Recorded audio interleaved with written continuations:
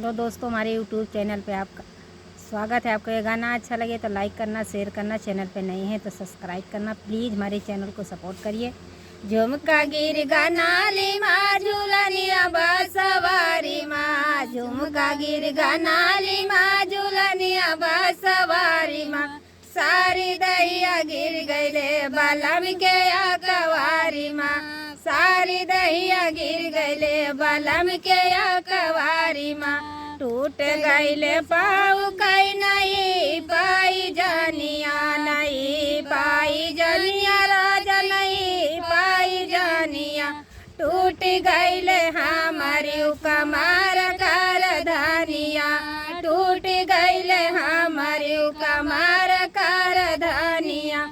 टूट गईले पाऊ कई नहीं पाई जनिया, टूट गईले हमारी कमार कर धनिया।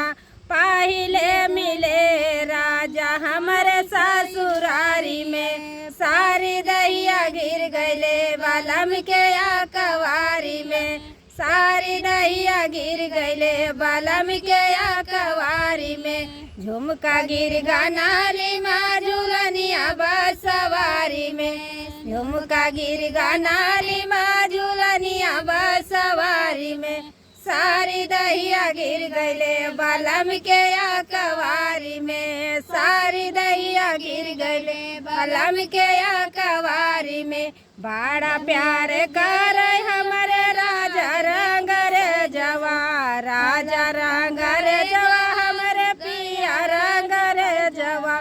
बड़ा प्यार कर हमारे राजा रंग रे जवा, राजा रंग रे जवा हमारे पिया रंग रे जवा। देखत धड़कल धक धक करे जवा, देखत धड़कल धक धक करे जवा। ना चाहिए अटरिया हमके राह बैवा सारी में, सारी दहिया गिर गईले बालम के अकवारी में, सारी दहिया गिर गईले बालम के अकवारी में। झुमका गिर गाना ली माँ झूलनिया बसवारी में, झुमका गिर गाना ली माँ झूलनिया बसवारी में। सारी दहिया गिर गईले बालम के अकवारी में, सारी दहिया गिर गईले बालम के अकवारी में, सारी दहिया गिर गईले बालम के